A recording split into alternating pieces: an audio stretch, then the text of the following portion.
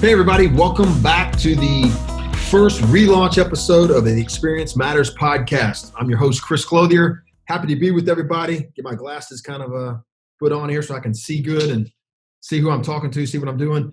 Look, guys, thank you so much for joining us. Thank you for sticking with us. Thank you for coming back around. The second time around, we had a phenomenally successful first run with the Experience Matters podcast. Featured Kent Sr., my dad, CEO of back then Memphis Invest, now REI Nation as we've rebranded.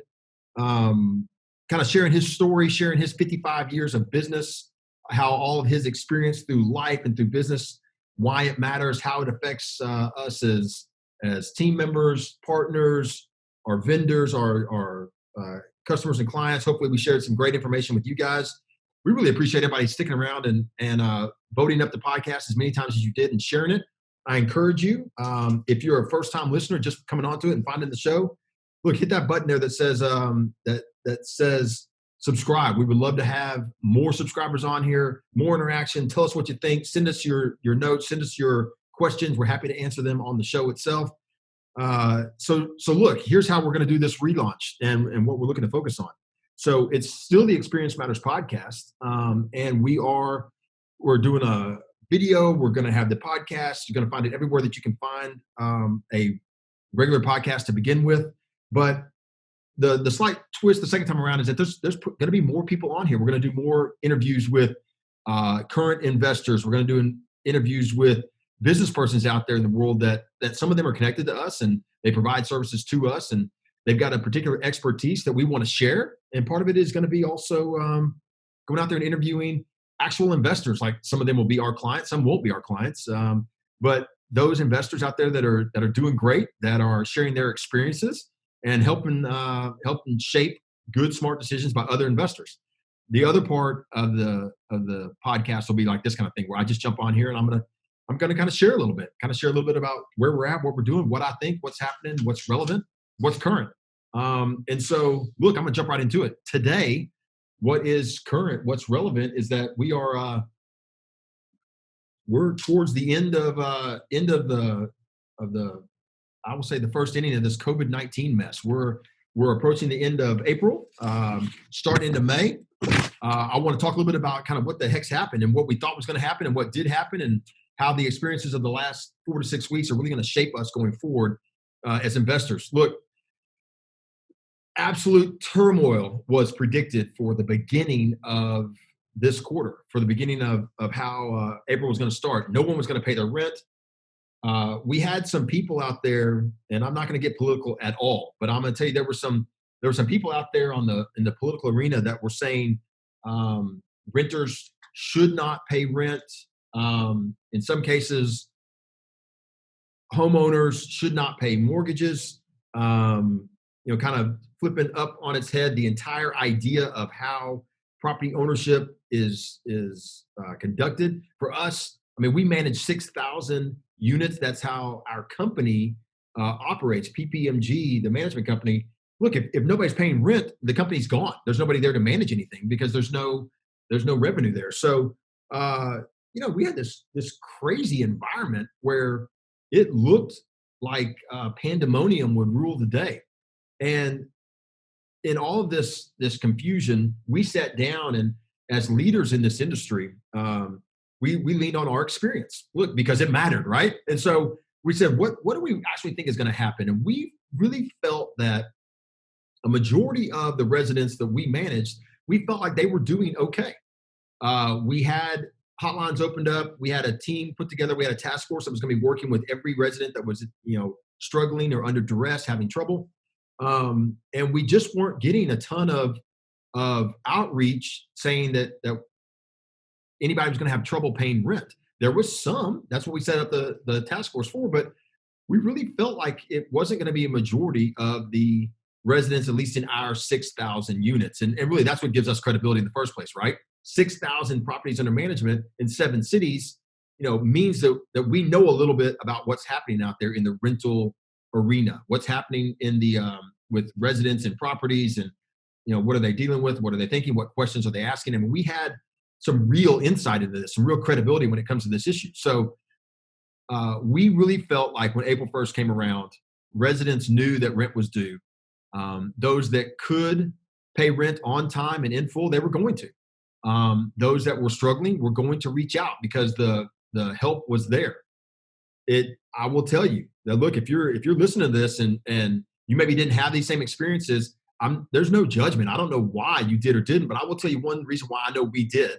Number one, we treat residents like residents. That's the purpose of the word. They're not tenants. They're not short-term people that are just occupying something until we can get them the hell out and get another one in. That's old school. That's old school property management. That's old school tenancy. That's not who we are, how we operate. For us, it's a resident, with somebody that's going to be there long term, somebody that this is their home that they happen to be just renting from an actual person that owns it, but it's still their residence. It's that's the way we want the person to treat it. That's the way we want the property to perform. So, first and foremost, there's this very high level of relationship and respect for the people that occupy the properties that we manage.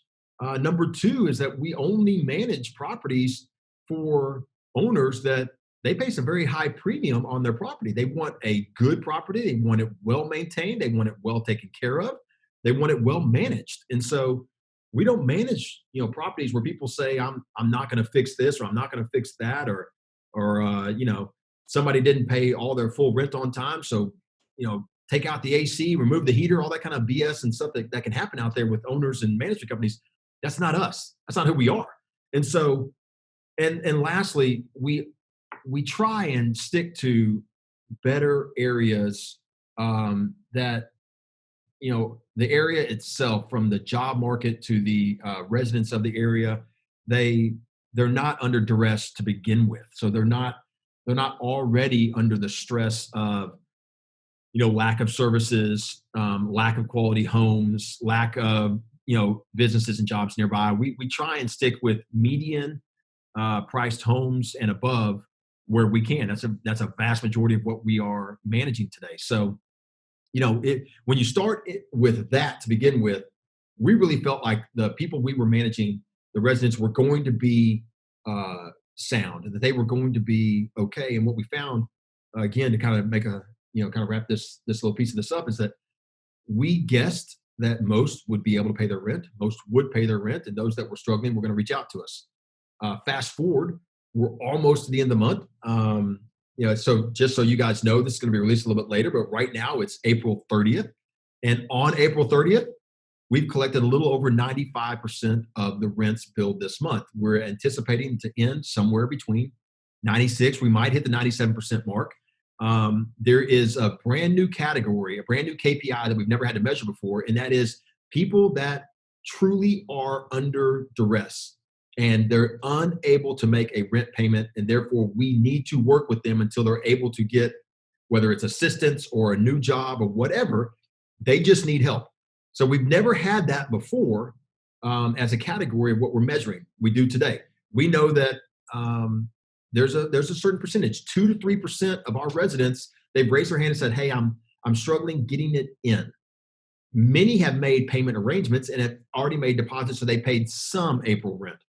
But overall, globally, a little over 95% of rents are already in. We're anticipating that to be 96 to 97%, which I can only tell you is phenomenal. Normally, we're 98 to 98.5% of billed rent collected during that month. There's always going to be that 1%, 1.5% where somebody, due to a multitude of reasons, they're just unable to pay rent during that month, and that's where move outs occur. That's where your transitions occur. That's where people that are moving are getting transferred, that kind of stuff. And look, for me, I know that through this industry, that's a leading number for the industry. There are very few that are able to achieve that particular number. And very few that are achieving 95.5% this month, but we did. And I'm sure that there are others out there, but that's the point. We really felt like people would be able to pay in April, and they did. Now, let's look at a few other things just real quick, because we're looking back, right, on April 30th. For us as a company, we managed 6,000 houses. We rented and closed. We will end up with around 160 leases closed this month. So that final number by the end of today will be somewhere between 158 and 165, right in that number. And And that's under a kind of a new system, if you know what I mean. So that's like we're asking the questions now. Hey, are you still working? We need to verify that you haven't been furloughed, or that you're in an industry and a job where you're not going to be let go, anytime soon. We need to talk to your boss to make sure that everything is lined up the way it's supposed to be. We're just asking deeper questions, and asking it 2 or 3 times instead of once. We're verifying. We may approve somebody early in the month, but they don't move in until later in the month. Well, we go back and verify again later in the month that they're still working. Everything's still exactly the way it's supposed to be. That's just the new norm, right? Under COVID-19, that's just what we have to do right now. So even with all that in place, 162 properties leased this month. There is great demand out there for high quality, well managed investment properties that are for rent. There's a great demand from the rental population that they just want quality. They want to be treated with respect. They want confidence that the property they're renting is going to perform well. It's going to have all the quality of life issues addressed, and they're just not going to have issues. So there's great demand for that right now. Let me tell you something else that happened this month: 188 lease renewals. Now, for those of you that are listening to this, that maybe you own property, we got all kinds of listeners. There's all kinds of different experiences of people that listen to this show. Here's the deal: 188 lease renewals. What does that matter? Why does that matter? Well, I'll tell you. As a management company, we keep the first month's rent every time we lease a property, every time we put a new resident into it. We only do 2-year leases. So we don't anticipate having to lease up a property except for, at a minimum, every 2 years. But what we strive for is a 5-year plus occupancy. And today, that is what we average. So half the properties go longer than 5 years, half the property go less than 5 years. The average is a little over 5 years occupancy. Again, why does that matter? Well, 188 leases could have gone vacant this month. And if they'd gone vacant this month, the owner will lose next month's rent. And then the owner will spend some money to get that property back up to standard to go back onto the rental market. So let's say that's another month's income. So that's 2. And let's say that we as a company, we perform well and we're able to get that property occupied by the end of that 3rd month. So it's leased, it's approved, it's occupied. So that's 3 months of lost rent.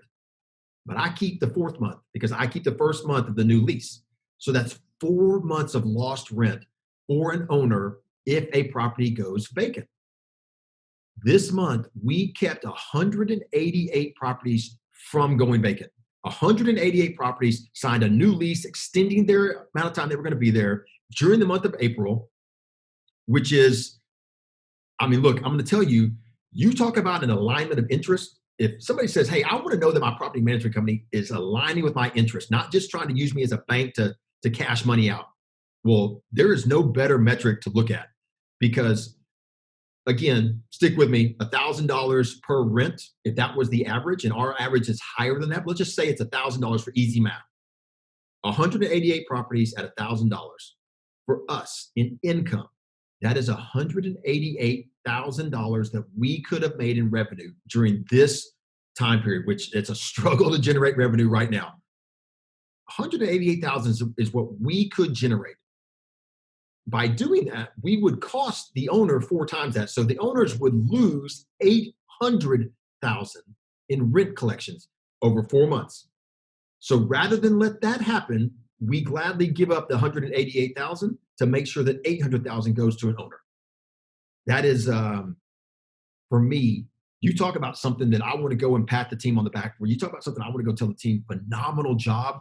That is unbelievable. You're able to achieve that number. Great job of securing $800,000 in rental income for our client by preventing 188 move-outs. It's there's no better way to look at, to judge, and kind of know what we're doing than that particular number. So look, that's what's happened so far in April. Three huge metrics for us. So what's going to happen in May? Well, I'll tell you that so far we've collected roughly 10% of May's rent before May 1st. the exact same thing we did in April. We are still tracking. We still have the same phenomenal team together to work with any resident that's struggling in the month of May to get their rent paid. There's steps that they have to take to prove their duress. There are resources we're able to share with them that they need to go and take advantage of in order to assist them with paying as much rent as they possibly can without putting them in, under further stress. But I can promise you that when you have a good product and you treat people well, they want to stay. They want to figure out, how can I stay in this house, right? So I truly believe that May, for the best property management companies out there that are managing the best properties, I think May is going to be okay. It'll be tough. And the team may have to work a little harder than we did last month to make sure we collect everything. And there may be people that are under that second month of duress where money is getting tighter than it was in April. And we fully expect all that. But we're going to do what we do. We're going to treat people with respect. We're going to hold the line on accountability. We're going to have expectations of everyone, from residents to owners. And we expect everybody to work together, because what else can you do right now, right? I mean, that's what this is all about. So we're going to work together. We're going to collect as much rent as possible. I fully believe that I'll be back with you at the end of May, early June, on our Experience Matters podcast and telling you that, hey, this is where we're at. We've achieved, again, really startling good numbers. And, nothing has happened to make me think it's going to be different than that. And so, but we'll be watching, we'll be monitoring. We'll see what comes in, how things come into May. And again, like I said, I'm not getting political. I'm not going down that road. We'll see what happens. We'll let the people make their decisions. We'll try and get businesses back open as soon as possible. We'll be safe as a company. We're doing everything we can with looking for my mask. I don't have my mask here in front of me, but we got the masks up. We've got everybody working from home right now. Slowly but surely, we're going to bring people back in the offices, spread out good. Just kind of doing the things we're supposed to do anyway, right? Wash your hands. Don't sneeze in your hand and then go shake somebody's hand. That's crazy. Stop that kind of stuff. Take care of yourself. Take care of each other, clean your workspace, all that good stuff. The smart things to do to be able to keep a good business up and open and get things going. So anyway, that's where we are. Look, I'm super jacked. I'm pumped. I cannot wait to share the Experience Matters podcast with everybody. Rocking and rolling this thing back up and going again. Thank you so much for sticking with us. Thanks for joining us back in on the first one. We're looking for more episodes as we start rolling them out. We got interviews set up for you. We've got great commentary. We've got different hosts that are going to be doing different shows on here. But the Experience Matters podcast, all about sharing our experience with you because it matters. And we want to make everybody that listens here a little bit smarter. I don't know if I achieved that today, but that's always the goal. Sharing our experiences, trying to make people smarter. So guys, hey, everybody, thanks again for listening. Find us on all the places you can find great podcasts. Share, join, listen, send us questions, send us comments. Let us know what's going on. Let us know what you care about. We appreciate everything. Guys, we'll see y'all soon. Thanks.